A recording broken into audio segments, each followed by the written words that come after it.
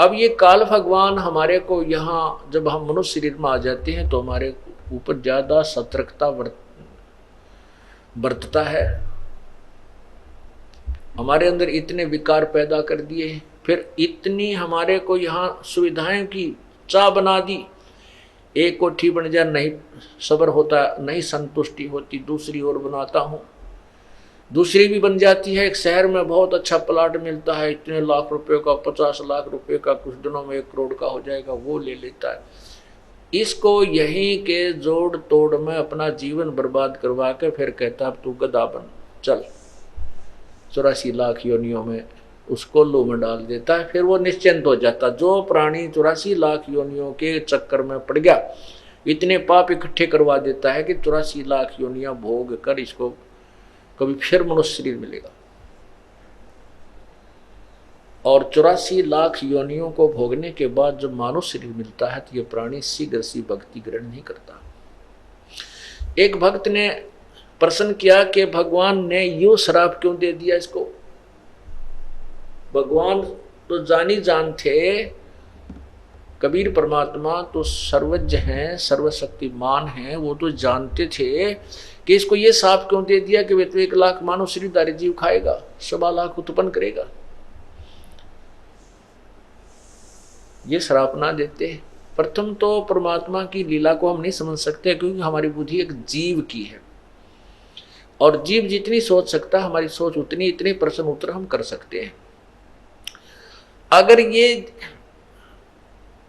यदि परमात्मा इसको ये सजा ये नहीं देता, ये साफ समझो, चाहे इसके किए हुए कर्म का ये फल समझो, ये नहीं देता तो ये मनुष्य शरीर देता ही नहीं। और मनुष्य शरीर के बिना परमात्मा नहीं मिल सकता, हम भक्ति नहीं कर सकते। उस परमात्मा ने ये रहम किया हमारे ऊपर कि ये मनुष्य शरीर देना इसकी मजबूरी बन गई, और मनुष्य शरीर में परमात्मा आकर के हमें सद्बुद्धि दे करके, तत्व ज्ञान समझा करके, भक्ति करा करके वापस ले जा सकता है। इस प्रकार हमने, क्योंकि हम बालक हैं, अनजान हैं, अज्ञान हमने ग्रहण किया हुआ है, इसलिए हमारे मन में एक से एक ऊटपटांग प्रश्न आते ही रहेंगे। लेकिन कुछ एक प्रश्नों के हल हो जाने के बाद हमें ये समझ लेना चाहिए, बुद्धिमान को संकेत ही काफी होता है कि हमारी सोच बिल्कुल गलत है, और जो संत जी कह रहे हैं ये प्रमाणित हैं, ये बातें सारी ये सच्ची समझ लेना। क्योंकि समझदार को यही अपने इस शंका रूपी राक्षस को नष्ट करने का ये भी एक फार्मूला अपनाना चाहिए कि आज तक हमें कितना ज्ञान था, और हम किन बातों को सत्य मान रहे थे, किन भगवानों को भगवान माने बैठे थे, सारी गलत पाई हमारी। तो आज जो संत जी जो बात बता रहे हैं, जो ज्ञान दे रहे हैं, वो परमात्मा का दिया हुआ है। हमारी बुद्धि बेशक से स्वीकार नहीं कर पा रही, तो भी ये सत्य पावेगी। इस प्रकार भी अपनी शंकाओं को समाप्त कर देना चाहिए और भक्ति पर लग जाना चाहिए। क्या कहते हैं, यो सौदा फिर नाही रे संतो, ये सौदा फिर नाही, यो सौदा फिर नाही, यो सौदा फिर। लोहे जैसा ताव जात है, लोहे जैसा ताव जात है, काया दे सराई रे संतो, यो सौदा फिर नाही, यो सौदा फिर नाही रे संतो, यो सौदा फिर नाही। 3 लोक और भवन चतुर्दश, 3 लोक और भवन चतुर्दश, सब जग सौदे आई रे संतो, यो सौदा फिर नाही, यो सौदा फिर नाही रे संतो। दूने तीने किए चौगने, दुगने तिगने किए चौगने, किन्हू मूल गवाई रे संतो, यो सौदा फिर नाही, यो सौदा। उस दरगाह में मार पड़ेगी, उस दरगाह में मार पड़ेगी, यम पकड़ेंगे बाही रे संतो, यो सौदा फिर नाही, यो सौदा। नर नारायण देह पायक, नर नारायण देह पायक, तू फेर 84 जाही रे संतो, यो सौदा फिर नाही, यो सौदा। जा सतगुरु की मैं बलिहारी, जा सतगुरु की मैं बलिहारी, जो जामन मरण मिटाई रे संतो, यो सौदा फिर नाही, यो सौदा। जा दिन की मोहे डरनी लागे, जा दिन की मोहे डरनी लागे, लज्जा रेक नाही रे संतो, यो सौदा फिर नाही, यो सौदा फिर नाही रे संतो। कुल परिवार तेरा सकल कबीला, कुल परिवार तेरा सकल कबीला, मसलत एक ठराई रे संतो, यो सौदा फिर नाही, यो सौदा फिर, सौदा फिर नाही। बांध पिंजरी आगे धर लिया, बांध पिंजरी आगे धर लिया, फिर मरघट को ले जाई रे संतो, यो सौदा फिर नाही, यो सौदा फिर नाही रे संतो। अग्नि लगा दिया जद लंबा, अग्नि लगा दिया जद लंबा, फूक दिया उस ठाई रे संतो, यो सौदा फिर नाही, यो सौदा। वेद बांध फिर पंडित आए, वेद बांध फिर गुरुजी आए, पीछे गरुड़ पढ़ाई रे संतो, यो सौदा फिर नाही, यो सौदा। नरसेती तू पशुआ की जय, नरसेती तू पशुआ की जय, गद्दा बैल बनाई रे संतो, यो सौदा फिर नाही, यो सौदा। ये 56 भोग कहाँ मन बोरे, 56 भोग कहाँ मन बोरे, कित कुरडी चरणे जाई रे संतो, यो सौदा फिर नाही, यो सौदा। प्रेत शिला पे जा विराजे, प्रेत शिला पे जा विराजे, पितरों पिंड भराई रे संतो, यो सौदा फिर नाही, यो सौदा। बोहर श्राद्ध खान को आए, बोहर श्राद्ध खान को आए, काग बहे कलमाई रे संतो, यो सौदा फिर नाही, यो सौदा। भाई जय सतगुरु की संगत कर दे, जय सतगुरु की संगत करते, तेरे सकल कर्म कट जाई रे संतो, यो सौदा फिर नाही, यो सौदा। अमरपुरी पर आसन होते, अमरपुरी में आसन होते, जहां धूप न छाई रे संतो, यो सौदा फिर नाही, यो सौदा फिर। सुरत नृत मन पवन पियाना, सुरत नृत मन पवन पियाना, शब्द शब्द समाई रे संतो, यो सौदा फिर नाही, यो सौदा फिर। गरीबदास गलतान महल में, गरीबदास गलतान महल में, मिले कबीर गुसाई रे संतो, यो सौदा फिर नाही, यो सौदा। गरीबदास गलतान महल में, गरीबदास गलतान महल में, वो मिले कबीर गुसाई रे संतो, यो सौदा फिर नाही, यो सौदा। सत साहिब पुण्यात्मा,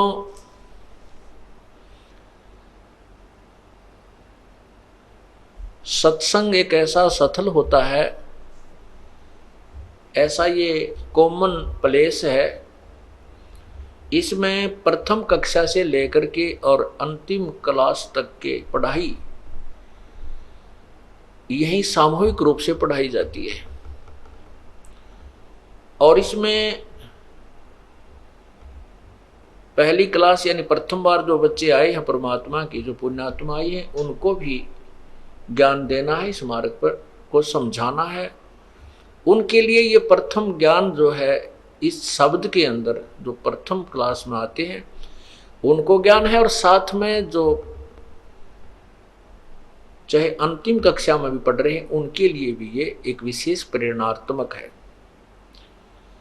क्योंकि जैसे हम प्रतिदिन वस्त्र पहनते हैं और चाहे हम बेशक कहीं धूल मिट्टी का कार्य भी नहीं करते हैं तो भी हमारे वस्त्र कुछ ना कुछ मैले शाम तक हो जाते हैं, पसीने से होते हैं या किसी और थोड़ी बहुत मिट्टी अवश्य लगती है। तो उसको हम प्रतिदिन नहीं तो दूसरे तीसरे दिन तो अवश्य ही साफ करना पड़ता है।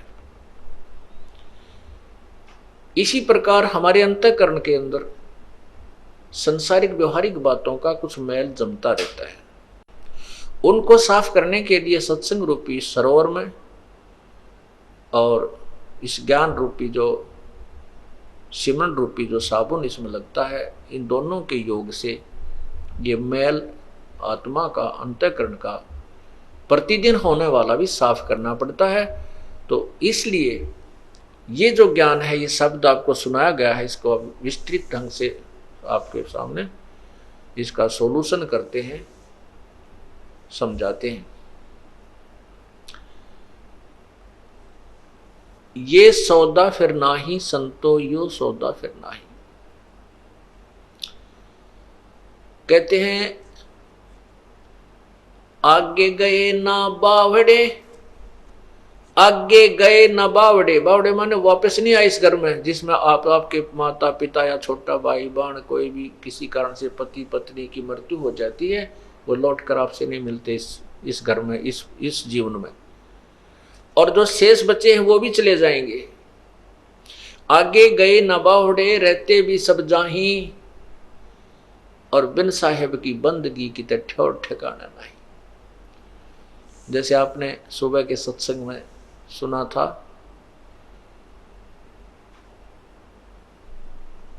पतझड़ आवत देख कर, पतझड़ आवत देख कर बन रोवे मन माही, वो ऊंची टणी पात थे अब पीले हो जाही। यानी बसंत ऋतु जब आती है उसमें सभी पत्ते पीले होकर के, पूर्व वाले जो पत्ते थे वो सब पीले होकर के सूख करके जमीन पर गिर जाते हैं और नई कोपलें तुरंत फूट आती हैं। तुरंत ही हफ्ते के अंदर ही उनमें इतनी बड़ी बड़ी इतनी पत्तियां होकर के वृक्ष हरा भरा हो जाता है, 10 दिन के अंदर, 15 दिन। और पहले वाले पत्ते सभी टूट टूट कर नीचे गिर जाते हैं। कोई तो गंदे नाले में पड़ा है, कोई पशुओं के नीचे पैरों के नीचे कुचला जा रहा है, कोई कहीं उड़ रहा आंधी में, कोई इधर गिर रहा है, कोई इधर गिर रहा। तो ऐसे एक परिवार को समझाने के लिए वन वृक्ष और पत्ते का एक उदाहरण दिया प्रभु ने। कहते हैं पात झड़ता यूं कहे, सुन भई तरवर राय, अब के बिछड़े ना मिले ना जाने कहाँ गिरांगे जाए। जैसे घर का सदस्य मृत्यु को प्राप्त हो रहा है, अंतिम श्वास गिन रहा है और वो कहता है भगवान ने पता नहीं कहाँ जन्म होगा, कहाँ जाऊंगा, कहाँ ठिकाना होगा मेरा। ऐसे उदाहरण देते हैं कि पत्ता गिरता हुआ वृक्ष से कहता है कि सुन भाई तरवर राय, अब के बिछड़े नहीं मिले ना जाने कहाँ गिरोगे जाए। तो उस पत्ते को सांत्वना देने के लिए पेड़ बोलता है, अर्थात जैसे कोई सदस्य शरीर छोड़ने को कि सतिथि में आ चुका है, मृत्यु निकट आ गई है, वो दुखी होता है क्या होगा, मरूंगा। तो दूसरे समझदार बुद्धिमान व्यक्ति कहते हैं भाई यहाँ तो सभी ने मरना है, आप आज मर रहे हो, हमारा कल को नंबर है, यहाँ तो कोई रहना ही नहीं है। तो उसको सांत्वना मिलती है और वो शरीर अपना आसानी से छोड़ देता है। तो यहाँ तरवर उस वृक्ष, वो वृक्ष कहता है, तरवर कहता पात से सुनो पात एक बात, यहाँ की यह रीति है एक आवे एक जात। इस काल के लोक में जन्म और मृत्यु तो हार्ड एंड फास्ट रूल है, यहाँ तो ये होगा ही होगा। यहाँ की ये रीत है, ये रूल है, नियम है, एक आ रहा है एक जा रहा है, एक मृत्यु हो रही है एक जन्म ले रहा है।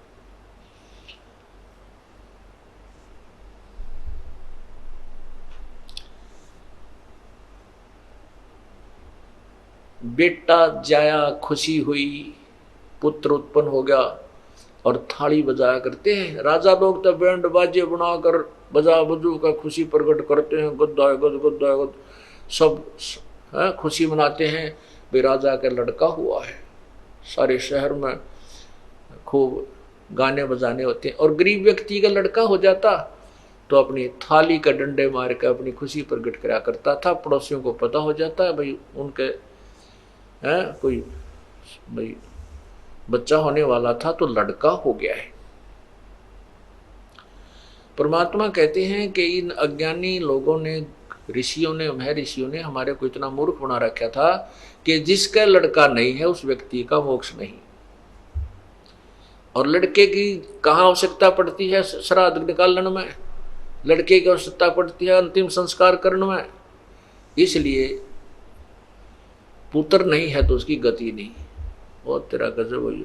लेकिन ऐसा नहीं है, ये तो काल का व्यवहार है। उस परम पिता के दरबार में, उस परम पिता के मार्ग में ऐसा नहीं है। लड़के और लड़की में कोई अंतर नहीं है। और सभी यहाँ काल की जेल में हैं। हमने यहाँ से मोक्ष करवाना है, उसके मोक्ष की विधि अलग है। अब जैसे श्री कृष्ण कहते हैं श्राद्ध अवश्य निकालने चाहिए, श्राद्ध निकालने से उसका मोक्ष होता है, नहीं तो उसकी गति नहीं होती।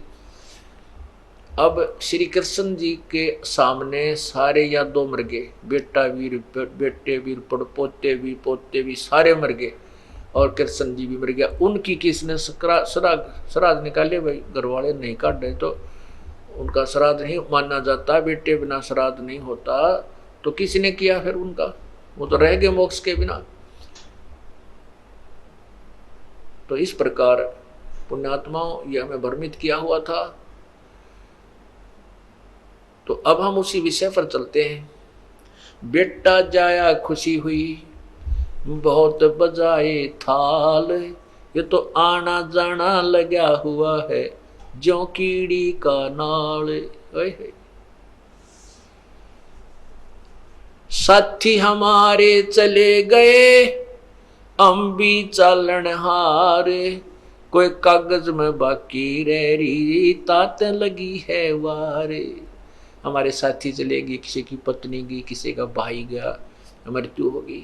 और कहते वो चले गए, हम भी चालनहार हैं, हम भी चलने वाले हैं, हमारी कोई कागज में बाकी रह रही है, यानी अभी हमारे सांस शेष रहते हैं।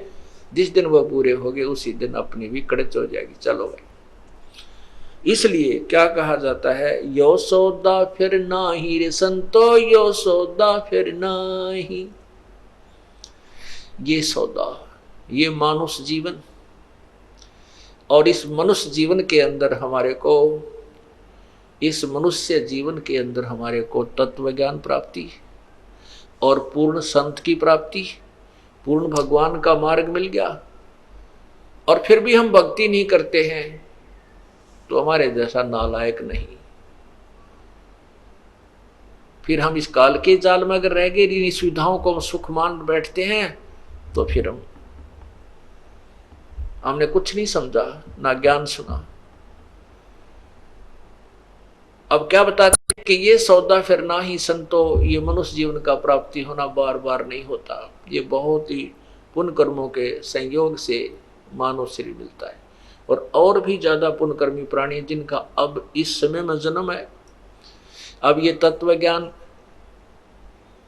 का प्रचार हो रहा है, इस तत्व ज्ञान का सूर्य उदय हो रहा है।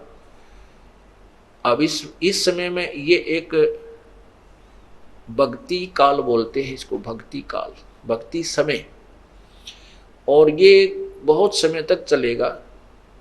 अब जिसके जन्म होगा और ये मार्ग जिसको मिल गया उसका मोक्ष निश्चित होगा, यदि वो मर्यादा भंग नहीं करेगा, कानून नहीं तोड़ेगा, मालिक के नियमों को नहीं तोड़ेगा, तो वो पार होगा। तो कहते हैं ये मनुष्य जीवन का मिलना, ये सौदा फिर ना ही संतो, यो सौदा फिर ना ही। ये लोहे जैसा ताव जात है काया देश राही। जिस प्रकार लोहे को गर्म कर दिया जाता है, लोहे को खूब गर्म करके उसको बाहर निकालता था कारीगर, और उसके ऊपर फिर तुरंत उसके ऊपर हथौड़े से घन से चोट मारता था और उसका जो भी कोई पलटा चमटा बनाना होता उसका बना लिया करता था। और यदि वो थोड़ा सा भी ठंडा हो जाए वो लोहा, तो उस पे चाहे पूरे गढ़ने से कूट लो, वो वस्तु नहीं बन सकती जिसके लिए वो गर्म किया गया था। और वो ठंडा हो जाने के बाद उस पर कितना प्रयत्न करो वो वस्तु नहीं बन सकती जिसके लिए वो सारा व्यवस्था जोड़ी गई थी।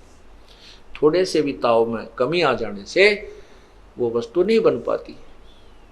ये मनुष्य शरीर जब तक आपके पास है ये लोहा गर्म है, और इसके ऊपर ये राम नाम की चोट लग गई तो इससे मोक्ष प्राप्ति हो जाएगी, अन्यथा ये व्यर्थ है। फिर तो बांगा टेढ़ा बन जाएगा, कुत्ते गधे सुअर का मुंह लगेगा, भूंडा टेढ़ा बुरा, तो हम फिर बांगे टेढ़े हो जाएंगे। फिर क्या बताते हैं, 3 लोक और भवन चतुर्दश सब जग सौदे आही। यहां पर जैसे कोई साधना अच्छी करके गया वो स्वर्ग पहुंच गया, महास्वर्ग चला गया ब्रह्मलोक में, और वहां अपने पुण्यों को खा रहा है, वहां पुण्य समाप्त हो जाएंगे फिर वापस आएगा। ये सभी सौदा कर रहे हैं। 3 लोक और भवन चतुर्थ सब जग सौदे आही, और दुगने तिगने किए चौगने किन्हू मूल गवाही। जिन पुण्यात्माओं को पूर्ण संत मिल गए, उन संतों के बताए मार्गदर्शन के अनुसार वो अपने क्रियाओं को करते हैं, दान करते हैं, सेवा करते हैं, सत्संग सुनते हैं, भगवान की भक्ति करते हैं, तो वो अपने इस श्वास रूपी पूंजी से, मनुष्य रूपी धन से को दुगने तिगने और चौगने कर रहे हैं। और जो इसी जैसे एक सेठ पैसे लेकर के 1 लाख रुपया दूसरे कहीं चला जाता है दूसरे शहर में, वहाँ किराए पर कोई मकान ले लेता है, किसी धर्मशाला में कमरा वगैरह लेता है, और वहाँ एक दूसरा जो है वो भी वहाँ गया हुआ है, वो भी अपना बिजनेस करने गया है, सौदा करने गया है, दूसरा भी सौदा करने गया है, दोनों ने वहाँ कमरे लिए हैं। एक तो अपना बिजनेस व्यापार करके और पैसा बढ़ा रहा है, और एक दूसरा उसी जो धन लेकर गया था 1 लाख रुपया, उसी में तो किराया दे रहा है, उसी में से सामने घुट्टी ला कर सो जाता है, शराब पीता है, अच्छे रेस्टोरेंटों में खाना खाता है, तो वो निर्धन हो जाता है, वो बिजनेस नहीं करता है। और जो साथ में सौदा कर रहा है उसी पूंजी से वो 1 लाख के 2-3 लाख बना कर लाता है, और जो बिजनेस नहीं कर पाता, रेस्टोरेंट में मौज उड़ाता फिरता है, गुट्टी ला लेता है, वो अपनी मूल धन को नष्ट करके मुंह लटका के आता है और वो निर्धन बन जाता है। ऐसे ही ये श्वास रूपी पूंजी मनुष्य जीवन जो आपको प्राप्त हुआ, ये आपका मूल धन है। और जो पुण्यात्मा इसमें अपनी हिम्मत करके कोई साधना भक्ति कर रहे हैं, सत्संग में आ रहे हैं, दान कर रहे हैं, सेवा कर रहे हैं, ये इस मूल धन से दुगने तिगने और चौगने बढ़ा रहे हैं। और जो सत्संग में आते नहीं, इनको ज्ञान इन्होंने सुना नहीं और भक्ति उन्होंने की नहीं, वो अपने उस मूल धन की जो पूर्व जन्म की कमाई थी उसको वेस्ट कर रहे हैं, व्यर्थ कर रहे हैं। उसी में से अपने कार बना रहे हैं, कोठी बना रहे हैं, कार ले रहे हैं, गुटी ला रहे हैं, सिनेमा देख रहे हैं, ताश खेल रहे हैं, बकवाद गढ़ रहे हैं। वो फिर जब यहाँ से जाएंगे मुंह लटका कर जाएंगे। जैसे अभी आपने सुना था, एक प्रियव्रत राज 11 अरब वर्ष तक राज करके, या तो 1 लाख वर्ष भी जी कर हमने देख लिया, सतयुग में हम 1 लाख वर्ष मनुष्य शरीर में रहे तो भी ना सेटिस्फैक्शन हुई, और वह बीमारी कटी नहीं जिसके जो काटनी चाहिए थी। 11 अरब वर्ष तक राजा रहकर भी उसका पेटा नहीं भरा, उसको संतुष्टि नहीं हुई, कहता है कि मुझे थोड़े से सांस और दे दो। 11 अरब वर्ष में तो किला तोड़ा को ना, 4 सांस और के कर देगा तू। 11 अरब वर्ष तक तो सारे राजा 11 अरब वर्ष तक राज रहा, और उसमें भी संतुष्टि नहीं। कहे और जीवन दे दो, थोड़ा सा मुझे 1 सांस और दे दो, और तेरा गजब हुई।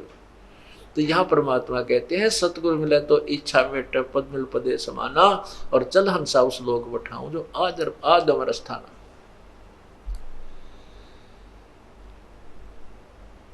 तीन लोक और भवन चतुर्दश सब जग सौदे आही, दुगने तिगने किए चौगने किन्हो मूल गवाही। फिर क्या बताते हैं,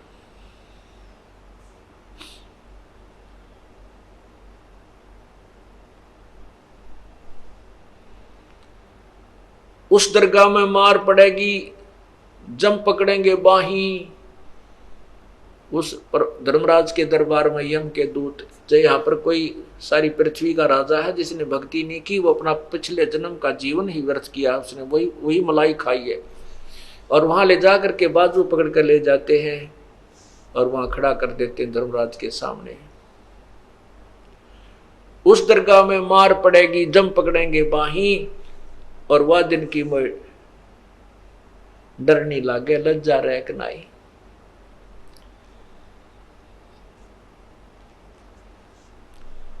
फिर क्या बताते हैं कि नर नारायण दे ही पातु फिर 84 जाही।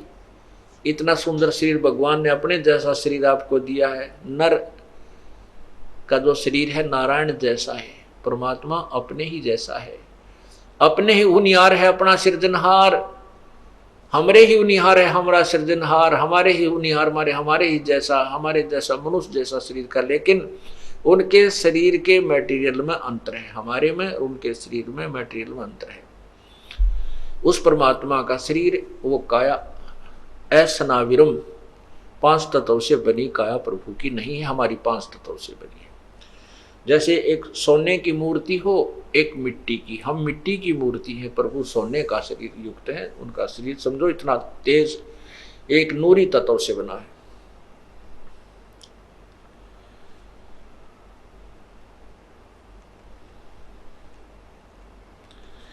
फिर क्या बताते हैं कि कुल परिवार तेरा सकल कबीला मसलत एक ठराही, कि नर नारायण दे ही पातों फेर 84 जाही। इतना सुंदर शरीर भगवान ने दिया, इसमें कितनी सुविधाएं दी आपको और कितनी समझ दी, और फिर ऊपर से मेरे जैसा दास भेज के आपको ज्ञान दिया, और फिर 84 लाख योनियों में जाने की तैयारी कर रहा है नादान। कहते हैं जा सतगुर की मैं बलिहारी, जो जामन मरण मिटाही। वैसे तो संत बहुत हैं, कोई कहीं तक का ज्ञान देता है, कोई किसी तक का ज्ञान देता है। कहते मैं तो उस संत के सतगुर के ऊपर बलिहारी हूं, जन्म और मृत्यु के दीर्घ रोग को समाप्त कर दे। जब मृत्यु हो जाती है, घर वाले तो हाहाक डगरा डगरा कर रो रहे होते हैं, टक्कर मार रहे हैं, कुल के लोग इकट्ठे होते हैं और वो कहते हैं वैसी घर उठाओ, अब तो हो लिया काम। घर के सदस्य नहीं उठा सकते, उस लाश को अपने हाथों नहीं ले जाकर फूंक सकते, उनकी हिम्मत नहीं रहती। परिवार के सदस्य आसपास के इकट्ठे होते हैं, कुल के लोग, और उनको सांत्वना देते हैं और वो अपने काम में लग जाते हैं। कोई वह पिंजड़ी बांधन लग जाता, अर्थी जिसे कहते हैं, कोई लकड़ियां ले ले चल पड़ता, कर दो शुरू फटाफट। कहते हैं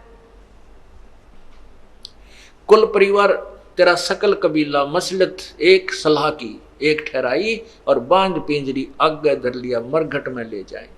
अग्नि लगा दिया जद लंबा फूक दिया उस ठाही। अब अपने हाथों उस व्यक्ति के शरीर को अंतिम संस्कार कराते हैं, अपने हाथों हम उनको फूक आए, और फिर आकर के क्या क्रियाएं होती हैं।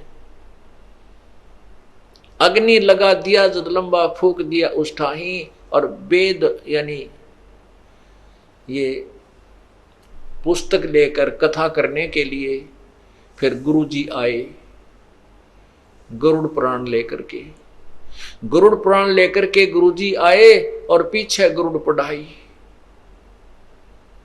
परमात्मा कहते हैं कि गरुड़ पुराण को आप मरने से पहले पढ़ो एक बार और उस पर विचार करो। उसमें वो सब विवरण दे रखा है कि जो व्यक्ति भक्ति नहीं करते उनको यम के दूत पकड़ कर ले जाते हैं, ऐसे भयंकर रास्ते से ले जाते हैं। वो हाहाकार मचाते जाते हैं, उनको भूख लगती है। वहाँ पर जो पुण्यकर्मी प्राणी हैं वो पुण्य करके अपना भोजन आहार कर रहे हैं और उनको कोई पानी भी नहीं पिलाता है। उनसे शिक्षा लो। किसी ने ऐसा जुल्म किया था उसका बेटा मर गया, किसी ने ऐसा जुल्म किया था उसकी आंखें फूट गई, कोई ऐसा पाप करता था उसका हाथ कट गया। कहते उसके मरने के बाद ये शिक्षा पढ़ाने की क्या फायदा हुआ। वो जीवित था, जब वो जीवित था तो पढ़ाते। वो उस जो गरुड़ पुराण के लिखे हुए लेखों को पढ़कर सतर्क होता, बुराइयों से बच जाता, पाप ना करता। अब वो मर चुका है, उसकी तो जो भी आगे योनि मिलनी है, मनुष्य बनना है, पशु बनना है, पक्षी बनना है, वो तो तैयारी हो चुकी। और अब गरुड़ पुराण पढ़ाते हैं उसकी शांति के लिए। परमात्मा फिर क्या कहते हैं, वेद बांध फिर पंडित आए, वो गरुड़ पुराण लेकर के फिर पंडित आए, पीछे गरुड़ पढ़ाई। नरसेती तो पशुआ की जय गद्दा बैल बनाई, ये 56 भोग कहा मन भोरे की तकुरडी चढ़ने जाई। आज मनुष्य जीवन में हम कितना सुंदर आहार करते हैं, कितना मोहन भोजन करते हैं, नाना प्रकार के व्यंजन बनाते हैं, कहीं दही है, कि पकौड़े हैं, कि कहीं खीर है, दूध है, क्रीम मिल रही है, कई प्रकार की सब्जी, काजू किस्मत सेब संतरे आए हैं। और एक परमात्मा की भक्ति ना करने से हमें क्या मिलेगा, गद्दा बैल बनाई। अब गधे के जीवन पर विचार करो पुण्यात्माओं, हम ये सोचते नहीं, हम इतने लापरवाह हो गए, अब मनुष्य शरीर प्राप्त करके हमारे मन में भी नहीं आती हम पशु पक्षी भी बन जाएंगे। हम ये सोचे अपनी नए मौज बनी रहेगी, नए काचे काटांगे, नहीं, ये तो भाई ये नहीं सदा, ये तो उनको मिलेंगे जो भक्ति कर रहे हैं, या तो पार हो जाएंगे, नहीं तो फिर उन्हीं को मानव शरीर मिलेगा। तो क्या बताना चाहते हैं कि 56 भोग कहाँ मन बोरे, फिर कुरडी चढ़ने जाई। एक परमात्मा का नाम इस जीभ से ना लेने से परमात्मा पशु जुनी दे देता है। वो बोल के ये नहीं बता सकता मुझे भूख लगी है, या सिर में दर्द है, पैर में दुख है, या प्यास लगी है, बोल नहीं सकता। परमात्मा कहते हैं जिव्या तो वाए बली, जो रटे हरि नाम, नहीं तो काट फेंक दियो यो मुख में भलो ना चाम। कहते हैं जीव का तो मुख्य उद्देश्य यही है, भगवान की स्तुति करे, उसके गुणगान करे, परमात्मा का नाम रटे। अगर ये यदि ये काम नहीं करते हो, ये भगवान की महिमा और गुणगान, भगवान की जो है ना जाप आदि नहीं करते हो, तो इस जीव की कोई आवश्यकता नहीं, इस चाम को इस मुंह में रखने की कोई आवश्यकता नहीं। इन बातों को हमने बहुत गहराई से सोचना चाहिए पुण्यात्माओं। पर तुम तो ये बातें हर स्थान पर बार बार ये सुनने को नहीं मिलती है। तो मौज कर रखी परमात्मा ने कि यहाँ 15वें दिन बाग लगा दिए अपने सत्संग के, और भगवान आत्माएं रह रह कर आ रही हैं। देख कितना दयालु है ये परमात्मा, अपनी प्यारी आत्माओं को पहले तो सुख देता है, दुखों को दूर करता है, और फिर इनको रुचि बनाता है कि ओहो देखिए पैसा मेरा वहाँ बर्बाद होना था, आज भगवान के पुण्य में लग रहा है, ये समय मेरा वहाँ हॉस्पिटल में लगना था या किसी और वहाँ लगना था, और आज परमात्मा के चरणों में आ रहा हूँ। वो आने की हिम्मत भी देता है, दान करने के लिए पैसा भी देता है, और अंदर से प्रेरणा भी करता है। करे करावे साइया ये मन में लहर उठा, दादू सिरदर जीव कहो आप बगल हो जा। करे करावे साइया मन में लहर उठा, और दादू सिरदर जीव के आप बगल हो जा। परमात्मा सामने नहीं आता कि मैं कर रहा हूं, नहीं, उधर से यहां बहुत से ऐसे प्रमाण आपको मिलेंगे। डॉक्टर ने कह दिया कि इसको 2 लाख रुपए लगेंगे, इसका ऑपरेशन होगा, और वहां ले जाइए पीजीआई के अंदर। पीजीआई में जाते हैं, एक बहन ने बताया कि मुझे गले में, अभी की बात है, मेरे को गले में 4 गांठें होगी, पानी भी नहीं घट के जाए, अंदर नहीं जा रहा था। और यहाँ आसपास के हॉस्पिटलों में दिखाया, उन्होंने बताया भी ये तो कैंसर है, और इसको ऑल इंडिया में ले जाओ। ऑल इंडिया में ले गए, उन्होंने चेक किया, उन्होंने कहा कि ये तो कैंसर है, ऑपरेशन का भी हमारे पास समय नहीं है, समय दे दिया ऑपरेशन करने का, उस समय आना और ये दवाई खाना तब तक। वह बहन आई हुई है यहीं पर, आज भी यहीं देखी थी मैंने उसको। अभी हफ्ते पहले उसने ये बात इस दास को आके अपनी बताई, उसने नाम ले रखा पहले से। तो वो कहने लगी मैं वापस आ गई, उम्र अभी उसकी 30-35 आसपास है, कहने लगी सारी रात रोई है परमात्मा, अभी तो मैंने जीवन वैसे ही खो दिया, आपका नाम भी ले रखी थी, भक्ति भी करती थी, लेकिन अब तो भक्ति पूरी हुई नहीं। मैं जीवन की भीख मांगती हूँ कि मेरी भक्ति पूरी हो जाए और किसी वस्तु की मुझे चाह नहीं रही। सारी रात रोई। सुबह उठ गए, जब मैं रो रही थी तो एक पड़ोसन एक लड़की आ गई। अक्के बात हो गया, कहने लगी मेरा तो ऐसे ऐसे भयंकर बीमारी होगी, मरूंगी मैं, छोटे छोटे बच्चे मेरे। तो उसने ऐसे नू दाब दिया, वो चारों गांठ टूट गए और वो ऐसे मेरे को जैसे उल्टी गिरी, वो चार इतनी बत्ती सी बाहर निकले। उसको हमने लिफाफे में डाला और जिस दिन ऑपरेशन कराना था उस दिन वहाँ ले गए उसको, उनको भी ले गए, आप भी गई। डॉक्टरों को दिखा, डॉक्टर कहने लगे ये तो इनने का तो हमने ऑपरेशन करना था, तू आप कर लाई, ये तो इन्हीं के लिए तुम्हें हमने बुलाई थी, इनका तो राप हो गया, आप पे कर लाई। और ऐसे कहते मुंह बाके देखा वन्या रे जख्म ने, बोले जाओ ठीक हो जाएगी, अपना इंजेक्शन दो दवाई दे दी ठीक हो जाए, अब कुछ नहीं, तेरा सब ठीक है। बोलो सतगुरुदेव की जय। अब वो बहन उसकी छाती बांध के देखो वह क्या सोचती होगी, कितना वो अपना कितना समय देगी मालिक के लिए। उसका जीवन दान है, ये परमात्मा की तरफ से एक्सटेंशन है। और वेस्टेज जो पैसा जो बता दिया वो न्यारा, और हाहाकार माजरी थी वह न्यारी। वह बहन यही खड़ी होगी मेरे ख्याल में, सुनीता आई हो तो खड़ी हो एक बहन, सुनीता बहन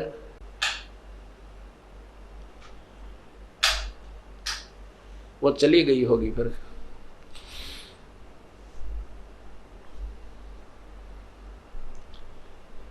तो कहने का भाव ये है पुण्यात्माओं, अब कहते हैं करे करावे साइया मन में लहर उठा। अब उस बहन की कितनी रुचि दान में भी, सेवा में भी आगे खड़ी रहा करेगी, सत्संग भी सुनने आया करेगी कि मुश्किल से भगवान ने दोबारा जीवन दिया है। तो ऐसे ही ये परमात्मा हमारे जन्म मरण के रोग को जड़ से निकालेगा। तो क्या बताते हैं, नर से तीतू पशुआ की जय गद्दा बैल बनाई, ये 56 भोग कहाँ मन भोरे, कहीं कुरडी चरने जाई। ये 56 भोग कहाँ मन भोरे। पुण्यात्मा बहुत गहराई से सोचा करो इन बातों को जो आपको बताई जाती है। कोई शौक नहीं है हम कह रहे हैं तुम सुन रहे हो, ये कहन सुन तक नहीं रखना। ये बातें कहन सुन की नहीं, ये कर पाड़ने की हैं। ये केवल सुनन तक सीमित नहीं रखना, इनके ऊपर कदम टू पॉइंट आपने चलने का प्रयत्न करना है। सहारा भी भगवान देगा, कबीर परमात्मा आपको सहारा भी देगा। हम उसी के सहारे से इस काल के साथ संघर्ष कर सकते हैं। जीव के बस की, जीव की कोई औकात नहीं है। कहते हैं ब्रह्मा का आसन खिसा जब सुनी काल की गाज। यो काल जब दहाड़ता है, गरजता है, ब्रह्मा जैसे, ब्रह्मा विष्णु महेश जैसे के जो है ना, उसके आसन भी थर्राने लग जाते हैं। और अर्जुन जैसा योद्धा देखकर उस काल को कांप रहा था, तो बाकी किसके विषय में कहें कि इस काल से कौन सुरक्षित हो सकता है।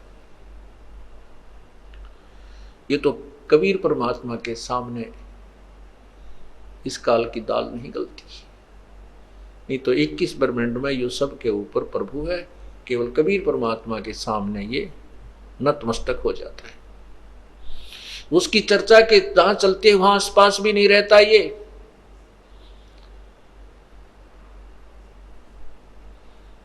दादू साहब कहते हैं केरी नाम कबीर का, ये विषम काल गजराज। दादू भजन प्रताप से यो भाज्य सुनकर आवाज। जैसे हाथी एक बहुत बड़ा शक्तिशाली जानवर है, ये तो समझो काल है, ये अन्य प्राणियों से तगड़ा है। और शेर के ऊपर केहरी परमात्मा कबीर साहब की जो शक्ति भक्ति और उसकी महिमा को समझो, ये बब्बर शेर है, केहरी है। और हाथी कितना तगड़ा हो और शेर एक दाड़ मार दे तो हाथी लीद कर देता है, इतना घबरा जाता है हाथी शेर की चिंगाड़ सुनकर, दहाड़ सुनकर। ऐसे ही कबीर परमात्मा के नाम से काल इतना भयभीत हो जाता है कि ये लीद कर जाता है, उस आसपास के क्षेत्र को छोड़ जाता है। ये सत्कर मानना। तो कहने का भाव ये है कि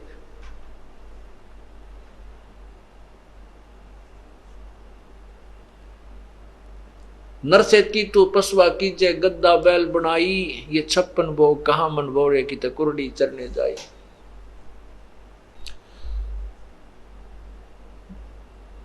फिर क्या बताते हैं कि हम जो साधना करते थे और जो पूजाएं किया करते थे वो हमारी व्यर्थ थी। उन साधनाओं से क्या था, जैसे पिताजी की अस्थि उठाओ, माताजी की, भाई की, बहन की, जिसकी भी, उन अस्थियों को ले जा करके गंगा में प्रवाह करवा के आओ, वहां पुरोहित होते हैं, उनसे क्रिया कराओ, तुम्हारे पिताजी का मोक्ष हो जाएगा, गति हो जाएगी। वो भी करवा दिया पिताजी की गति कराने के लिए, माताजी की गति कराने के लिए। उसके बाद क्या हुआ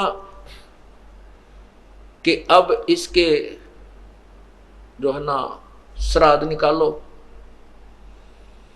13वीं करो, फिर 17वीं करो, महीना करो, फिर वर्ष 6ठा महीना करो, फिर वर्षी करो। किस लिए? कि इसकी गति होगी। फिर कहते हैं अब श्राद्ध निकालो, इसकी गति हो जाएगी, श्राद्ध निकालो। परमात्मा कहते हैं अरे तेरा गजब हुई, गति कराने लगे थे, कहां से और कहां जा छोड़ा। क्या कहते हैं, परेत शिला पे जा बिराज पितरों पिंड भराई, बहुर श्राद्ध खान को आए काग भय कलमाही। अब श्राद्ध के दिन आओगे, आज सोच लग जाएगा परसों चौथे। अब देखना, देखिए भगवान किसे बौड़े बना रखे हमारे कोई नादानों ने। जबकि आपको दिखाया था विष्णु पुराण में कि श्राद्ध में क्या लिखा है कि पितरा के श्राद्ध करे तो 2, 4, 8, 2, 4, 6 ऐसे कहते, 2 ब्राह्मण हो, 4 हो, 6 हो, 8 हो, हैं इवन नंबर में। और पितरा के उसके करे, भूता के करे, प्रेतों के तो 1, 3 ऐसे 6 इस प्रकार, मतलब 5, 6 ना हो, 5, 7 जिस तो 2 से डिवाइड ना हो, इतनी संख्या के ब्राह्मण जमाने चाहिए। और फिर लास्ट में ये लिख रखा है कि एक योगी अगर 1000 ब्राह्मणों के सामने बैठा दिया जाए तो उन ब्राह्मणों का भी पेड़ा पार करे, यजमान का भी करे। तो फिर पुण्यात्मा आप जो है अब योगी हो गए हो। गीता जी में लिखा कि अर्जुन कि जब दूसरे अध्याय का 46वां श्लोक है कि अर्जुन जब नाना प्रकार के भ्रमित करने वाले, नाना भिन्न भिन्न प्रकार के भ्रमित करने वाले ज्ञानों से जब तेरी बुद्धि हटकर एक ज्ञान पर रुक जाएगी तब तो तू योगी होगा। तो ये तत्व ज्ञान सुनने के बाद जो भिन्न भिन्न भ्रमित करने वाले ज्ञानों से तेरी बुद्धि हट जाएगी तब तो तू योगी होगा, तब तो तू भगत सही बनेगा, तब तेरी भक्ति प्रारंभ हो जाएगी।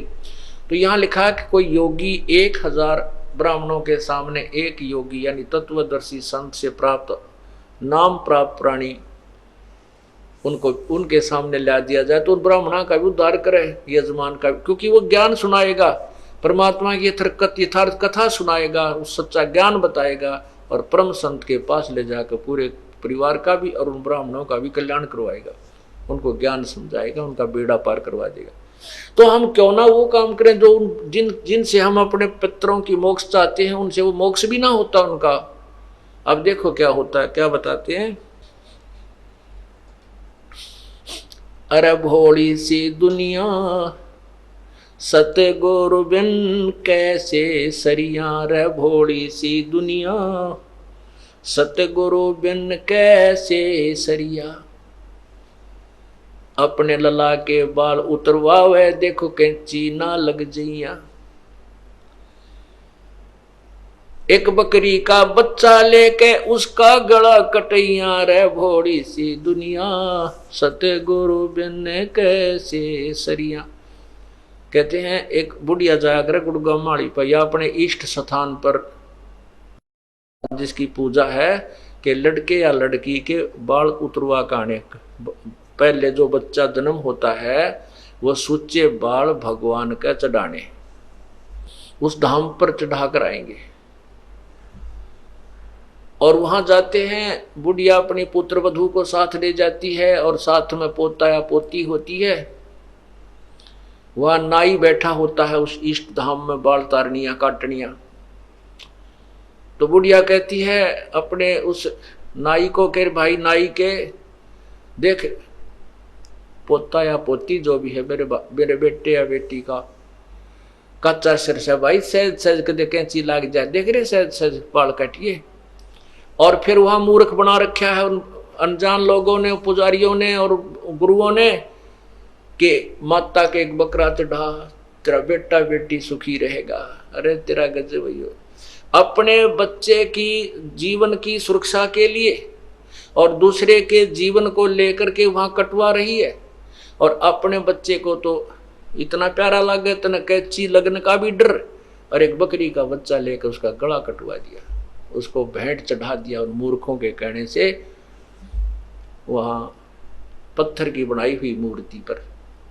और स्वाद करें वह पुजारी वहां बैठे जो बहकारे हैं वो उन बकरों को मरे हुए को खाएं। फिर कहने ऐसे लगे कि मारो मैं तुम्हें चढ़ा जाऊं, क्यों फिर उसने वो अपना गितौर बेचे, घने कट जाते, वह खराब हो जाता, वो सारे न खा नहीं सकते मोटे पेटों वाले। तो इसलिए उन्होंने अपने हिसाब से समाज को गुमराह करते रहे। तो क्या कहते हैं कि वह बुढ़िया फिर क्या करती है, इतने बाल लेवेगी सर के को और वहां चढ़ाएगी मंदिर में। वहां पुजारी बैठा होता, वो अलग अलग छांटता रहता, उन बालन उठा के कट्टे में गाले जा, और शाम के समय उन बालों को बाहर कुर्डियां पर फेंक जाता। वो पुजारी अपने घर ना ले जाता, वो बैंक में जमा ना कराता, उन बालों को वही फेंक देता बाहर अड़ंगे में शाम के समय। तो परमात्मा कहते हैं इन बालों को अपना ना आप काट कर अड़े फेंक दिया करो, कहीं नहीं जाना कि ठगवाने के लिए, इनसे कोई मोक्ष नहीं है।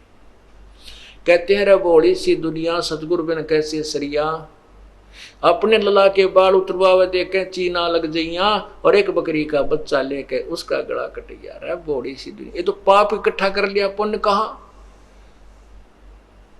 फिर बताते हैं काचा पाका भोजन बना के माता धोकने गईया, और जिस माता ऊपर कुत्ता मुत्ता ओ क्यों ना मर गईया। एक कैसा देखा हम खुद पूजनिया में है, हमारे माता पिता दादा दादी रह जाया करते, एक 4 ईंट ला रखी, इतना बना रखा चूल्हा साइड में ऊपर तक ढक के, और कहते हैं यहाँ, और वो ऐसा बना करते माता का आधे काचे गुलगुले आधे पूरे काचे पाके नो गेर ग्यार का उसमें, और वहां डालने पता था जाने कुत्ता न खाना हो तो माता की खावा थी, तो वहां डालते उस माता के उस धाम पर स्थान पर। और वो तो नीचे उतरते भी कोई नहीं, पूजा करनी है, कुत्ते जब उसी समय चढ़ जाते, उन सारे माता के आहार को कुत्ते खाया करते थे, और चलते समय उसी माता के सिर में धार मार काते पेशाब करते थे। तो परमात्मा कहते हैं तू तो उस माता की इतनी डर है, अकदिया तेरे बेटा ना मार दे, तेरे मैसाम खराबी ना कर दे, इस कुत्ते की टांग क्यों ना तोड़ दी, इसलिए इसका ऊपर मूत गया। तो परमात्मा कहते हैं कुछ दिल डांटो, ज्ञान आधार बनाओ, भगवान को समझो, सच्चा ज्ञान ग्रहण करो। कच्चा पाका भोजन बना के माता धोकने गईया, और उस माता ऊपर कुत्ता मुत्ता वो क्यों ना मर गईया। रे बड़ी सी दुनिया। फिर क्या बताते हैं कि जीवित बाप गिर तो लट्ठम लट्ठा, जब पिताजी जीवित रहते हैं तब तो उसके लट्ठम लट्ठा है, तने बड़े भाई ती गणा दे दिया, मेरे ती नो नहीं करया है, तो ऐसा था नो कर दिया, जब तो उसने टूक नहीं दे।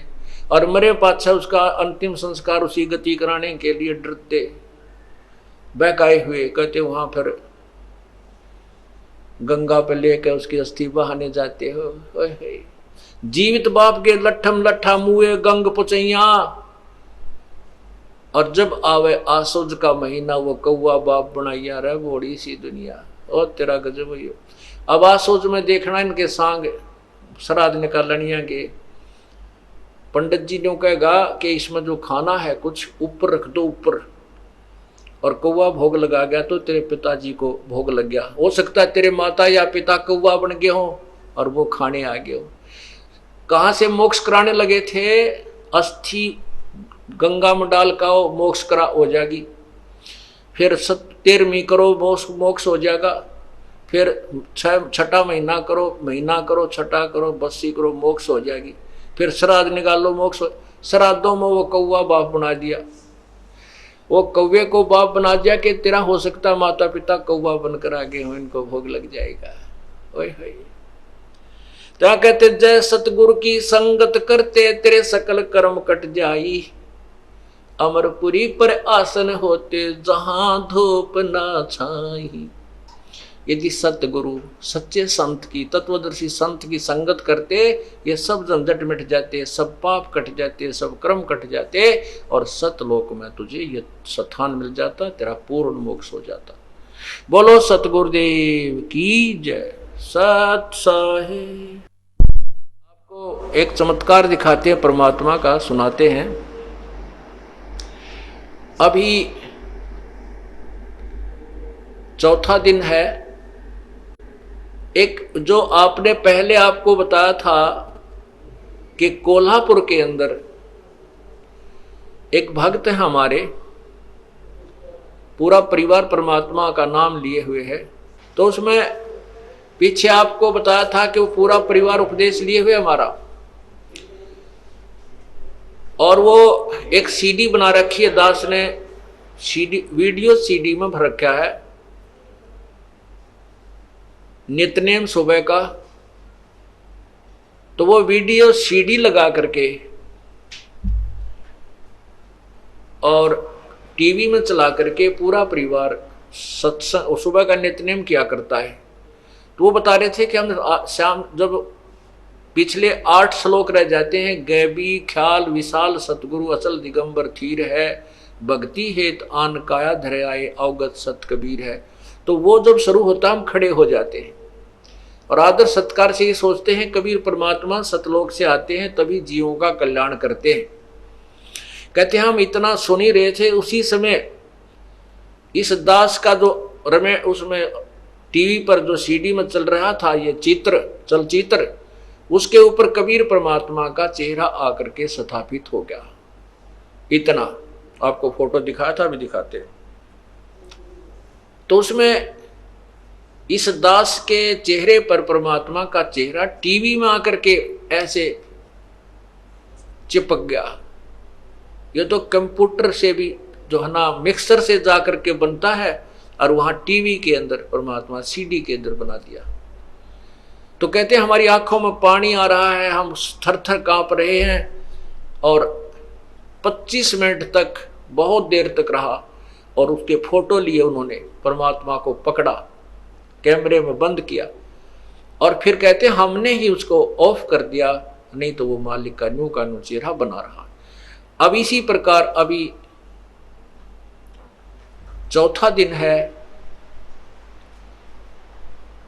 10 तारीख की बात है, इसी 10 तारीख की सितंबर की। ये आपने देखा है, ये ऊपर है दास का सिर, ऐसे ये जो ऊपर बाल दिखाई देते हैं ये दास का शीश है, और ये चेहरा परमात्मा का, और ये दाढ़ी, इतना इतना ये चेहरा मालिक का लग गया, और ये माइक लगे हुए हैं, ये माइक चल रहे हैं। अब ये तो कमाल किया दाता ने वहां पर। अब यहां जो रोहतक में एक बेटी है, गीता नाम है उसका, और उसने शाम के समय अपने बेटे से कहा, 12-13 साल का लड़का है, कि भाई वो रमैनी लगा दे, असुर निकंदन रमैनी लगा दे, और वीसीडी में लगा दे, मैं महाराज जी के दर्शन भी करूंगी और बैठ कर रमैनी कर देती हूँ। वो लड़के ने वह रमैनी लगा दी, और मंगलाचरण शुरू होते ही वो लड़का तो निकल गया बाहर, कहने की मैं बैठी बैठी वो रमैनी कर रही थी। मंगलाचरण पूरा होने वाला था, इतने में परमात्मा उस फोटो में एक और फोटो रखा कबीर साहब का मेज के ऊपर, बाहर को मुंह किया हुआ कबीर परमेश्वर का फोटो छोटा सा इतना का है। न बोली वो फोटो इतना बड़ा हो गया कि टीवी की स्क्रीन पर आ गया पूरा ही। मैंने सोची टीवी जो है ना सीडी बंद होगी और ये चित्र रुक गया। इतने में आप जो रमैनी कर रहे थे उस चलचित्र में आपका चित्र था, वो कबीर साहब के चेहरे के ऊपर आकर फिट हो गया और वो रमैनी चल रही है, रमैनी की आवाज चल रही है और फोटो हंग है। उसने उसी समय फोन किया हमारे भक्त बसंत जी के पास कि भाई ऐसे ऐसे कमाल हो गया, परमात्मा ने कमाल कर दिया और यहाँ से हो रहा है, महाराज जी से बात करा। तो मेरे से बात हुई, न बोली जी मैं क्यों कैसे दिखाऊं आपको, कमाल कर दिया, अनहोनी कर दी हैं, ऐसे ऐसे आपका चेहरा भगवान के चेहरे के ऊपर लगा हुआ है, रमैनी चल रही है और वो आवाज आ रही उसकी और फोटो डट रहा है। मैंने कहा बहन ऐसे करो बेटी, उसका फोटो लो, परमात्मा ने पकड़ो, मालिक आए हैं तो प्रत्यक्ष होने लग रहे हैं, पकड़ो मालिक को उठा जात मिल जाए। तो कहने लगी जी हमारे मोबाइल में कैमरा को नहीं, वो लड़का भी बाहर निकल गया। फिर मैंने भगत से कहा किसी और भगत को संदेशा दे दो, वो आकर के फोटो ले ले। उसी समय पड़ोस में ही हमारे भक्त सतपाल का परिवार रहता, वो दोनों बच्चे लड़के, उनको संदेशा मिला। इतने में वो लड़का उस वाला आ गया, लड़की बेबे वाला, और कम से कम 10-15 मिनट की रमैनी 10 मिनट की रमैनी हो चुकी थी। उसने कहा अपने बेटे देख रहे हो परमात्मा की ने कैसी लीला कर दी। उस लड़के ने देखा तो वो बोली जा फटा जल्दी जा, उनको बुला के ला, दीपक और रितु को, और भाई इतना ऐसे कर, इसने तू पुश कर दे, रोक दे, यू कर दे, आवाज बंद कर दे। फोटो तो हंग था, आवाज चल रही थी, इसने आवाज को बंद कर दे, कहीं वो आवाज इतना बंद ना हो जाए, चित्र चला ना जाए। वो लड़का उस सीडी को पुश कर गया और भाग कर उस रोक गया। वो ला बुला करके 2 मिनट में आ गए बच्चे। आते ही उन्होंने 5-6 फोटो खींचे और उसी समय लेकर के वाला बहन भी और वो लड़के भी यहाँ पहुंचे दास के पास। रो और बताओ बेटी, रो और बताओ कि ऐसी अनहोनी मेरी आंखों के सामने वो छोटा सा चित्र मालिक का पूरा हुआ और आपका चेहरा उसमें समा गया। वो देखिएगा, अब आपको दिखाते हैं, ये देखो, ये देखिएगा। अब ऊपर छतरी पूरी परमात्मा वाला फोटो, कबीर साहब का फोटो है, चित्र है, उधर कोने में लगा हुआ है वो, और ये ऊपर छतरी है, नीचे कबीर परमात्मा के ये हाथ और पैर नीचे कबीर परमात्मा के, ये ऊपर टोप परमात्मा का है और ये चेहरा दास का बना हुआ है। इतना सिर्फ ये काला जो कोट पहना ये दास का बना हुआ है, इतना हिस्सा दास का है और बाकी शेष मुकुट परमात्मा का, नीचे पैर परमात्मा के, छतरी मालिक की। अब ये समझाने के लिए परमात्मा कहते हैं कि इस ब्रह्म मत पढ़ो, जो ये दास भेज रखा है इसको मेरा ही स्वरूप समझो। मम संत मुझे जान मेरा ही स्वरूपम। बोलो सतगुरुदेव की जय।